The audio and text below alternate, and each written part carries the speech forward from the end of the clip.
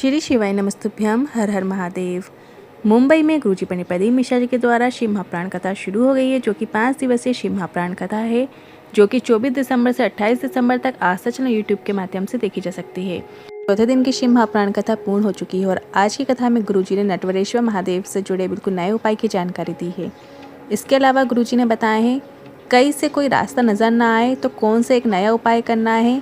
कितनी ही विपरीत परिस्थिति क्यों ना हो गई हो, जीवन में सफलता निश्चित मिलेगी। ये उपाय आप कल 28 दिसंबर को रविवार से ही करना शुरू कर सकते हैं। आज 27 दिसंबर चौथे दिन की शिव महाप्राण कथा में गुरुजी ने कुल 17 उपाय पत्रों की जानकारियां दी हैं। सभी जानकारी आपको इसी वीडियो के माध्यम से प्राप्त होगी। साथ ही 28 दिसंबर रविवार को और कौन से उपाय कर सकते हैं इसकी भी जानकारी मिलेगी। और गुरुजी की पुस्तक में जो गुरुजी ने जानकारियां दी हैं, उपाय बताए हैं, उसकी भी कुछ जानकारियां इस वीडियो के माध्यम से शेयर करेंगे। तो बढ़ते हैं आज की कथा की पहली जानकारी की ओर। पशु को जन्म देने वाले भी वही हैं।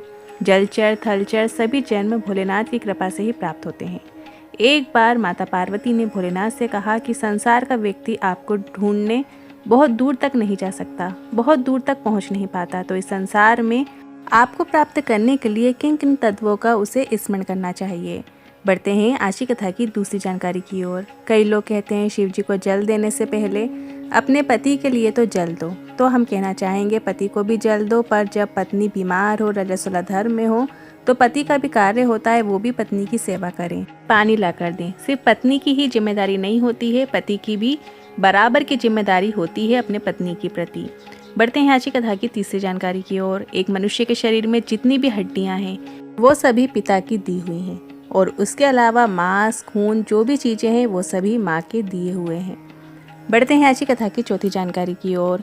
शिव महाप्राण की कथा कहती है स्त्री और पुरुष में भेद नहीं होना चाहिए। एक बात कहना चाहेंगे, अगर पति आपके घर वालों का, ससुराल वालों का आदर करता है, सम्मान करता है, तो आपको भी अपने सास ससुर से प्रेम से बातें करना चाहिए, उनका आदर सम्मान करना चाहिए।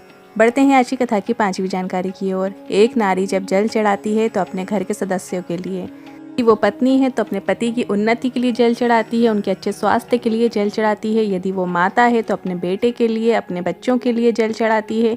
दादी है तो वो अपने पोता पोती के लिए जल चढ़ाती है। उसकी प्रार्थना में, उसकी कामना में कभी भी वो नहीं होती है, उसके घर के सदस्य ही उसकी कामना में होते हैं कि सभी स्वस्थ रहें, निरोग रहें, सबका कल्याण हो। बढ़ते हैं आज की कथा की छठवीं जानकारी की ओर। एक पत्र है जो बहुत शानदार है, जो 3 से 4 साल पहले एक पत्र आया था, वैसा ही पत्र आज आया है। गुरुजी ने कहा, उसमें लिखा है कि मेरे जीवन में ऐसा चमत्कार हुआ जो आपसे मैं वर्णन करना चाहती हूँ। 18 साल का मेरा बेटा था जो कि चला गया था घर छोड़कर।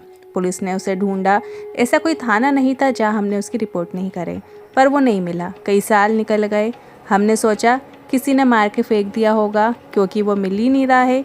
तभी आपकी कथा के बारे में पता चला और मैं सीहोर गई, रुद्राक्ष महोत्सव में कथा सुनी, मिट्टी को प्रणाम किया, और जो बेटा 18 साल में गुमा था, 27 साल की उम्र में मुझे मेरा बेटा मिल गया है, उसी का आभार व्यक्त करने आए हैं।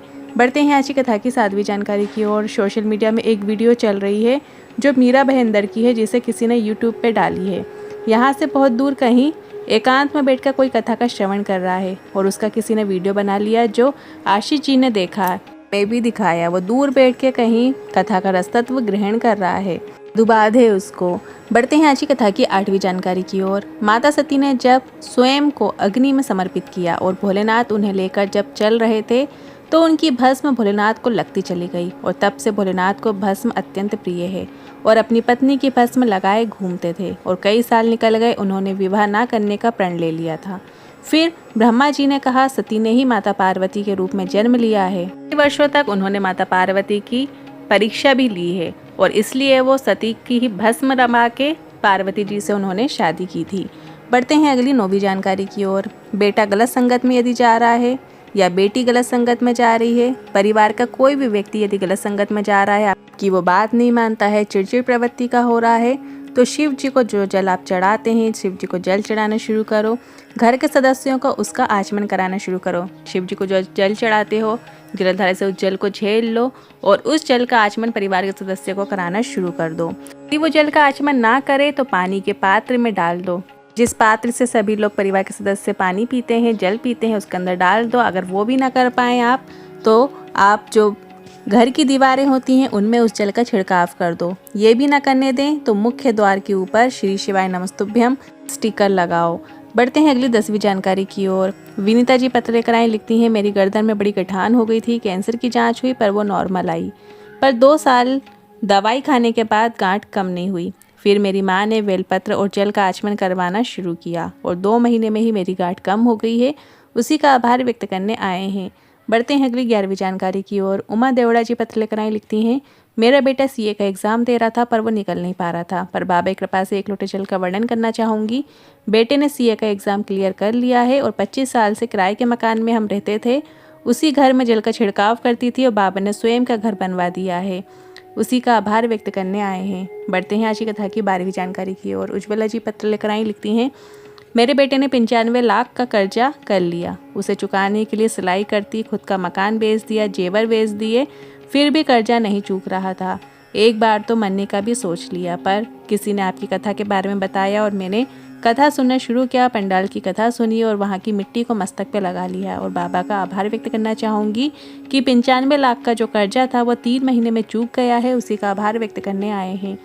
बढ़ते हैं अगली 13वीं जानकारी की ओर। गुरुजी ने कहा कभी कभी किसी व्यक्ति के शरीर का बुखार नहीं उतर रहा होता है, उसका ताप कम नहीं हो रहा होता है, आपको डॉक्टर को तो दिखाना ही है। डॉक्टर जो दवाइयाँ दे वो भी आपको प्रयोग में लाना है, पर आधी रात को कभी डॉक्टर नहीं मिल पा रहा है या दवाई भी देने के बाद बुखार कम नहीं हो रहा है तो घर के शिवलिंग को किसी पात्र में रख लीजिए और अपने हाथ में आपको 2 कलश जल ले लेना है। दोनों हाथों में, दोनों पात्रों में आपको जल भर लेना है और शंकर भगवान के नटराज स्वरूप का स्मरण करना है, मन में स्मरण करना है और नटकरेश्वर महादेव का स्मरण करते हुए दोनों पात्र का जल धीरे धीरे शिवलिंग पे अर्पित कर दीजिए। शिवलिंग उठाकर अपने स्थान पे जहाँ रखी है वहाँ पर आपको रख देना है। पानी में 1 चावल का दाना डाल दीजिए और किसी कपड़े को उस पानी में गीला कीजिए और घर के बच्चे या बड़े जिसका बुखार नहीं उतर रहा है उसके शरीर में उस गीले कपड़े से पोंछ दीजिए। 3 से 4 बार पोंछ दीजिए, लाभ ज़रूर देखने को मिलेगा। बहुत ही अच्छा और सरल उपाय है जिसे आप घर से ही कर सकते हैं। सिर्फ और सिर्फ आपको अपने ही घर के शिवलिंग को एक पात्र में रख लेना है, 2 कलश में जल लेना, जैसे कि हम सावन में जल अर्पित करते हैं वैसे ही जल आपको दोनों धार एक साथ शिवलिंग के ऊपर अर्पित करते जाना है और नटकरेश्वर महादेव का स्मरण करना है, नटवर स्वरूप का दर्शन करते जाना है और वो जल पूरा चढ़ा देना है और उठा के शिवलिंग जहाँ पे आपने जिस स्थान पे रखी हुई थी वहीं पे वापस आपको विराजित कर देना है और जो जल है उसमें 1 चावल का दाना डालकर फिर अपना जो रुमाल होता है या कोई कॉटन का कपड़ा होता है उसको उसमें डुबो के जिनका बुखार नहीं उतर रहा है उनके शरीर में लगाना शुरू करें, उनके सर में आप लगाना शुरू करें। ठंडे पानी की जैसे हम पट्टी रखते हैं उसी तरीके से आप करना शुरू कीजिए। बुखार जल्द से जल्द उतरेगा, करके ज़रूर देखिएगा, लाभ मिलेगा। बढ़ते हैं अगली 14वीं जानकारी की ओर। दुनिया में किसी के पास इतना दम नहीं है कि अपना दुख समाप्त कर दे, केवल आप में इतना दम है कि आप जो चाहो वो हासिल कर सकते हो और अपना दुख समाप्त भी कर सकते हो। यह आपकी मेहनत पर निर्भर करता है। अगली 15वीं जानकारी की ओर। एक और बिल्कुल नए उपाय की जानकारी देते हुए गुरुजी ने कहा जब तुम संपूर्ण रूप से हार जाओ, जब लगे आपको कि कुछ भी शेष नहीं रह गया है, कहीं कोई रास्ता नजर ही नहीं आ रहा है, तो 2 दीपक लगाना शुरू कर दो। बेलपत्र के वृक्ष के नीचे और शंकर भगवान के सम्मुख 2 दीपक लगाना शुरू कर दो। एक लंबी बाती का और एक गोल बाती का। दोनों दीपक शिव मंदिर में लगाना है। उसके बाद बेलपत्र के वृक्ष के नीचे भी आपको 2 दीपक लगाना शुरू करना है। 2 दीपक मतलब जब आप शिवालय जाएंगे, अभी तक हम ये वाला उपाय सुनते आए हैं कि 1 दीपक शिव जी के मंदिर में लगाना है और 1 दीपक बेलपत्री के वृक्ष के नीचे लगाना है, पर आज गुरुजी ने बताया है कि 2 दीपक आपको लगाना है। 2 दीपक आपको शिव मंदिर में लगाना है और 2 ही दीपक आपको बेलपत्री के वृक्ष में लगाना है। तो 2 दीपक आप किस तरीके से लगाएंगे, एक में आपको गोल बाती का प्रयोग करना है और एक में आपको लंबी बाती का प्रयोग करना है। वहीं सेम बेलपत्री के वृक्ष के नीचे भी जो आप दिया लगाएंगे, एक में आपको गोल बाती का प्रयोग करना है और दूसरे दिए में आपको लंबी बाती का प्रयोग करना है। दोनों मतलब जो 4 दिए रहेंगे उनमें आपको घी का ही प्रयोग करना है। इस तरीके से आपको ये नियम बनाना है। गुरुजी ने कहा है ये नियम आपको 2 महीने कंटिन्यू करना है। दिन भर खूब मेहनत करना है, खूब प्रयास करना है और शाम के समय प्रदोष काल के समय ये दीपक लगाने का नियम बनाना है। कंटिन्यू आप 2 महीने ये उपाय करके देखिए। 2 महीने शिव जी के पास जाकर देखिए, शिव शक्ति के निमित्त ये दिया लगा के देखिए। भोलेनाथ आपका कभी साथ नहीं छोड़ेंगे और जो आप मांगोगे भी नहीं वो भी भोलेनाथ आपको प्रदान कर देते हैं। आप जाकर तो देखिए, करके तो देखिए। बढ़ते हैं अगली 16वीं जानकारी की ओर। इस कथा के बाद गुरुजी की जो अगली शिव महापुराण कथा है वो 4 जनवरी से 10 जनवरी सूरत गुजरात में होगी और इसके बाद 16 जनवरी से 22 जनवरी बड़ौदा गुजरात में होगी। फिर गुरुजी की जो अगली शिव महापुराण कथा है वो 27 जनवरी से 31 जनवरी सतुआ बाबा सेवा शिविर में माघ मेले के अवसर में ये शिव महापुराण कथा होने जा रही है। 5 फरवरी से 9 फरवरी नांदेड़ में शिव महाप्राण कथा होगी और इस कथा के बाद 11 फरवरी, 12 फरवरी, 13 फरवरी 3 दिन की शिव महाप्राण कथा डबरा मध्य प्रदेश में होगी और फिर 14 फरवरी से 20 फरवरी रुद्राक्ष महोत्सव रहेगा जो कि सीहोर कुबेरेश्वर धाम में मनाया जाएगा। लाखों रुद्राक्ष अभिमंत्रित किए जाते हैं और वही वर्ष भर हम सभी को प्राप्त होते हैं। बढ़ते हैं अगली जानकारी की ओर, जो कि 28 दिसंबर रविवार के दिन आप सभी कर सकते हैं। त्वचा संबंधित यदि कोई परेशानी हो जाती है, चर्म रोग हो जाता है, तो आपको कल के दिन सुबह के समय सूर्य नारायण भगवान को जल अर्पित करना है, अर्घ देना है। तांबे के कलश में आपको जल भर लेना है और सुबह सुबह आपको सूर्य नारायण भगवान को देखते हुए दोनों हाथों को अपने स्ट्रेट करते हुए, ऊंचे हाथ करते हुए और उस जल की धार से सूर्य नारायण भगवान के दर्शन करते हुए आपको जल अर्पित करना है, अर्घ देना है। और जब आप अर्घ देंगे तब आपको ओम सूर्याय नमः मंत्र का स्मरण करना है। इस कलश से आपने सूर्य को अर्घ दिया है, उस कलश को आपको धोना नहीं है। और अगला दिन जो रहेगा सोमवार का रहेगा, 29 दिसंबर सोमवार का दिन रहेगा, तो वही कलश में आपको जल भर लेना है और फिर आपको शंकर भगवान के मंदिर जाना है और शिवलिंग पे आपको जल अर्पित करना है। जब आप शिवलिंग पे जल अर्पित करेंगे तब आपको शूल टंकेश्वर महादेव का नाम का स्मरण करना है। जल 2 तरीके से शिव जी पे चढ़ाया जाता है। यदि आप किसी विशेष उद्देश्य से जल चढ़ाते हैं तब आप गणेश जी के स्थान पर, जैसे शिवलिंग पे जब आप उत्तरी मुख होकर जल चढ़ाते हैं तो राइट साइड में गणेश जी का स्थान होता है, लेफ्ट साइड में कार्तिकेय जी का स्थान होता है। तो सबसे पहले गणेश जी के स्थान पर जल अर्पित कीजिए, फिर कार्तिकेय जी के स्थान पर अर्पित कीजिए, फिर बीच में जो अशोक सुंदरी माता का स्थान है वहाँ जल अर्पित कीजिए, फिर गोल कटी भाग में जल अर्पित कीजिए। अगर ऊपर जलाधारी बंधी है तो उस पर जल अर्पित कीजिए, फिर अंत में पूरा जल आपको शिवलिंग के ऊपर अर्पित कर देना है। इस तरीके से जल अर्पित किया जाता है। और ध्यान रखें, जो शिवलिंग जहाँ पे विराजमान होते हैं वहीं पे आसपास में जो गणेश जी की मूर्ति रखी होती है, पार्वती जी की मूर्ति जो रखी रहती है, जो कि हाथ जोड़े बैठी होती है माता पार्वती, कार्तिकेय भगवान की मूर्ति रखी होती है, तो आपको उन मूर्तियों पे जल अर्पित नहीं करना चाहिए। गुरुजी ने अपनी पिछली कई कथाओं में भी बताया है। यदि आप शिवलिंग पे जल चढ़ाते हैं तो शिवलिंग पे चढ़ाया गया जल सभी को प्राप्त हो जाता है, तो आपको उन मूर्तियों पे जल नहीं चढ़ाना है, क्योंकि देखिए वो कपड़े पहने, वस्त्र पहने बैठे होते हैं और आप जल चढ़ा देते हो, गीले हो जाते हैं। तो इस तरीके से आपको नहीं करना है। जो जल आप लेकर गए हो वो शिवलिंग के ऊपर ही अर्पित करें और वो जल सभी को प्राप्त हो जाता है। ये मत सोचिए कि वो बैठे हमने जल नहीं चढ़ाया तो हमें पाप लगेगा, ऐसा कुछ नहीं है। आप शिवलिंग पे यदि जल चढ़ाते हैं तो सभी देवी देवताओं को, सभी 33 कोटि देवी देवताओं को वो जल प्राप्त हो जाता है। तो जब आप शिवलिंग पे जल चढ़ाएं, शूल टंकेश्वर महादेव के नाम का स्मरण करना है और जो जल जलाधारी से आ रहा है उस जल को थोड़ा सा झेल लीजिए। और जहाँ आपको चर्म रोग है अपने ऊपर छिंटन कर लीजिए सबसे पहले तो 3 बार, और इसके बाद जहाँ जहाँ आपको चर्म रोग है, काले घेरे हैं या जो भी समस्या है, वहाँ पर उस जल को आपको दवाई रूप में, औषधि रूप में आपको लगा लेना है। कम से कम 5 रविवार सोमवार आप ये उपाय करके देखिए, आपको लाभ ज़रूर देखने को मिलेगा। साथ ही डॉक्टर को भी दिखाएं, क्योंकि डॉक्टर भी शिव का ही रूप है। तो जो दवाइयाँ डॉक्टर देते हैं वो भी आप प्राप्त करें, कुंदकेश्वर महादेव का नाम लेते हुए उन दवाइयों को खाना प्रारंभ करें। आपको लाभ ज़रूर देखने को मिलेगा और आप जल्दी ही स्वस्थ होंगे। गुरुजी पंडित प्रदीप मिश्रा जी के द्वारा जो किताब है, जो पंचामृत है, शिव गुरु कृपा किताब है, उनमें जो बहुत सारी अच्छी जानकारियाँ दी हैं, उनमें से कुछ जानकारियाँ इस प्रकार है। पिछले कई वीडियोस में हमने सभी की जानकारियाँ दी हैं और आज हम पीपल के पेड़ में जो कुबेर का वास होता है उससे जुड़े जो बहुत सारे उपाय इसमें दिए हुए हैं उसकी जानकारी देखते हैं। कम से कम इसमें 18 उपाय दिए हैं।